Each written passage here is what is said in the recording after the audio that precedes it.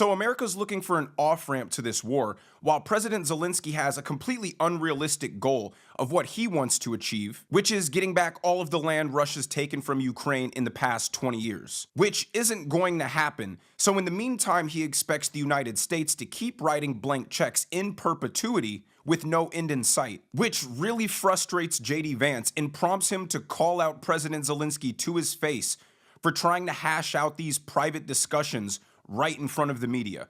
What kind of diplomacy, JD, you are speaking about? What do you mean? I'm talking about the kind of diplomacy that's going to end the destruction of your country. Yes, but if you are Mr. not President, strong... Mr. President, with respect, I think it's disrespectful for you to come into the Oval Office and try to litigate this in front of the American media. Right now, you guys are going around and forcing conscripts to the front lines because you have manpower problems. You should be thanking the President for trying to bring an end to this conflict. Have you ever been to Ukraine that you say what problems we have? I have been to. Come once. I've actually watched and seen the stories, and I know what happens is you bring them on a propaganda tour, Mr. President.